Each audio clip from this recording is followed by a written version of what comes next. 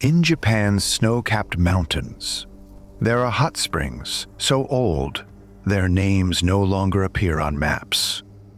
Most travelers come for the mineral-rich water, said to heal aching bones and draw sickness from the body. But in the smaller villages, there's a saying, "The spring remembers." Tonight's story comes from a guest who stayed at one such onsen and discovered it boiled far more than water.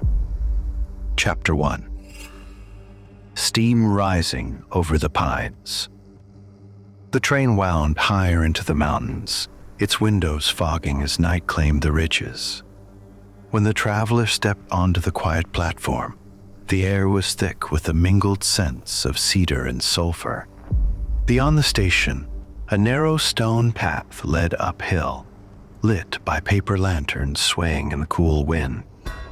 Their soft orange glow revealed a cluster of low wooden buildings, their tiled roofs dusted with pine needles, the timber darkened by decades of steam and winter snow. At the inn's entrance, a Norin curtain painted with the kanji for "you," hot water, fluttered aside. The hostess, dressed in a muted indigo kimono, bowed low before leading the traveler to a tatami-matted room overlooking the baths. "You are lucky," she said softly, pouring tea into a lacquered cup. "The water tonight is especially strong." From the open shoji screen, the traveler could see the onsen's main pool, an oval of stone surrounded by moss-covered boulders, half hidden by a shroud of white steam that curled upward into the starlit sky. The water glowed faintly in the darkness, as if lit from within, and the surface pulsed with gentle ripples, though there was no wind. Somewhere in the distance, a bamboo water spout clacked rhythmically, its hollow knock echoing through the stillness. The sound seemed to sync with the traveler's heartbeat, slow, deliberate, almost hypnotic. As they sipped the tea, the warmth of the cup seeped into their palms, easing the chill of the mountain air. Yet beneath the earthy bitterness of the brew lingered a faint metallic taste, subtle but unsettling. The hostess smiled politely, but her eyes drifted toward the mist-shrouded pool and stayed there a moment too long. What did she mean by strong? Chapter 2. Whispers beneath the surface. The traveler awoke in the middle of the night to an unfamiliar sound. Soft, muffled murmurs carried on the steam drifting through the open shoji. It wasn't the creak of the inn's wooden beams, nor the wind brushing through the pines. This was lower, closer, almost as if someone were speaking just beyond the door. Drawn by curiosity, they stepped outside, their yukata hanging loose around their shoulders. The chill of the mountain air clung to their skin, but as they neared the bathhouse, a wave of heat wrapped around them like a living thing. The stone steps leading down to the onsen were slick with condensation, the lantern light casting long, shifting shadows through the rising mist. The water was almost perfectly still, yet the whispers persisted, threading through the night air. They weren't in any language the traveler recognized. The syllables were liquid and uneven, like the babble of a stream, but with a cadence too deliberate to be natural. They crouched beside the pool, peering through the veil of steam. The surface shimmered under the moonlight, each ripple catching a silvery glint. The heat was stronger here, prickling their face and drawing beads of sweat along their brow.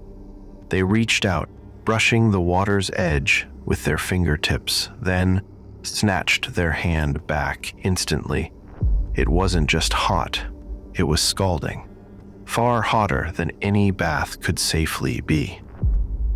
From somewhere beneath the surface, a deeper note joined the whispers, resonating through the stone like a drumbeat. It made their teeth ache. Behind them, a floorboard creaked. The traveler turned quickly, but the steps were empty, the inn silent. When they looked back, the steam seemed thicker, heavier, and they could swear the murmurs had begun to call their name. Chapter 3. The Shapes in the Steam. The traveler barely slept. By dawn, the whispers had faded, replaced by the occasional drip of water from the eaves and the distant cry of a mountain crow. Yet their mind replayed the night's strange heat, the unplaceable language curling through the mist. That evening, after the other guests had retired, they returned to the bathhouse, determined to see clearly what lay beneath the shroud of steam. The lanterns along the path glowed dimmer tonight, their light swallowed quickly by the rising vapor. The pool was a pale, ghostly mirror. Wisps of mist coiled and uncoiled above it, moving not with the wind, but as if guided by some unseen hand. Within the swirling white, shapes began to emerge, first vague outlines, then more distinct forms. At first, the traveler thought they were other bathers, the curves of shoulders and bowed heads just barely visible. But something was wrong. The figures didn't move naturally. Their limbs hung too still, their posture frozen mid-breath. And their skin glistened not with droplets but with puckered, blistered patches, as though the heat had boiled it from within. The mist parted just enough for one face to rise into view, its features warped, lips pulled back in a silent scream. The eyes were wide, clouded, yet fixed on the traveler with a desperate intensity. The water rippled, not from their movement but from below, as if something deep beneath the pool had shifted.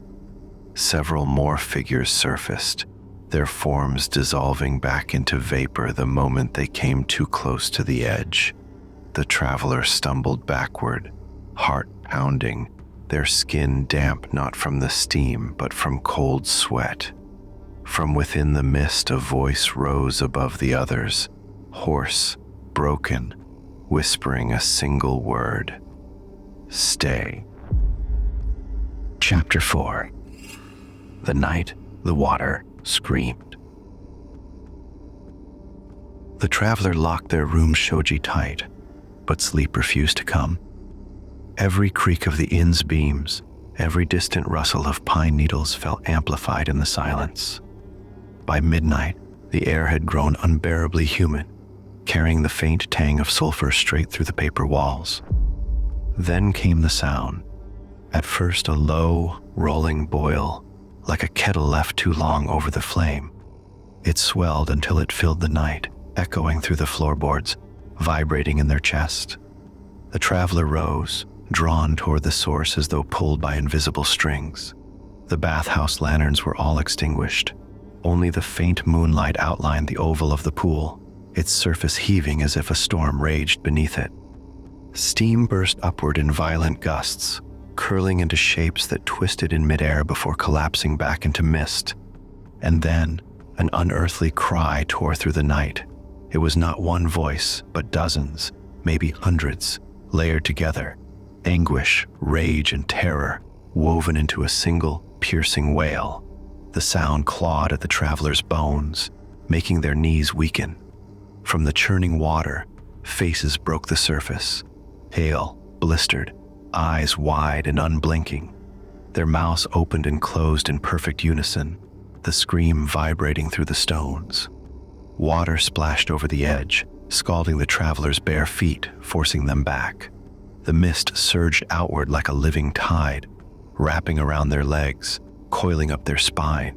It was hot, suffocating, and thick with the stench of iron. Within it, they felt fingers, slick, desperate, clutching at their skin. Somewhere behind the scream came a sound even more terrifying. A slow, deliberate breath, as if something deeper in the pool had just awakened. Chapter 5. A ritual older than the springs. By morning, the mist had thinned, revealing a deceptively serene pool under the pale light of dawn. The travelers sat shivering on the engawa outside their room, yukata clinging damp to their skin. Sleep had never come. The cries from the night still rang in their ears. It was then that the inn's elder approached, a stooped man in a faded brown kimono, his hair white as snow, his geita clacking softly against the wood. Without introduction, he set down a small tray of tea and crouched beside the traveler. His eyes, clouded yet sharp beneath heavy lids, lingered on the onsen below. "You heard them," he said, not as a question, but as a certainty. "And you saw." The elder spoke slowly, each word weighed. Long before this was an inn, he explained, the valley had been a place of punishment. Here the condemned were lowered into the spring's scalding heart, offered not to cleanse, but to destroy. Their suffering was said to appease a wrathful mountain spirit, one that boiled the waters from deep within the earth. When the execution ceased generations ago, the spirit's rage did not. The baths were built to mask the old sight, but the nightly ritual remained. Each evening, incense is burned in the back chamber, a chant whispered over the water, so the dead remember they are still being kept.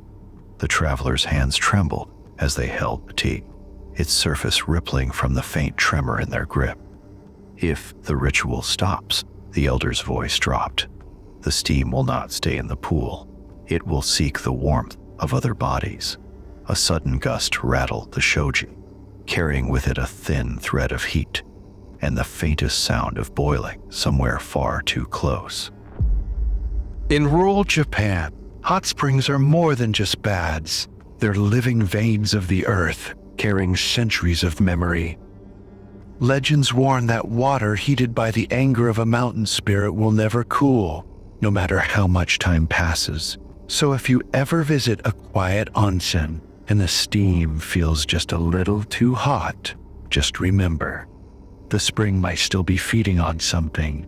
And if you hear your name whispered in the mist, don't answer.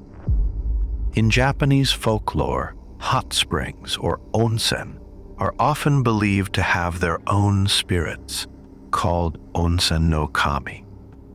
While most are benevolent, some are tied to tragic or violent events. Water heated by volcanic activity was sometimes seen as a manifestation of a mountain god's mood, calm when warm, vengeful when scalding.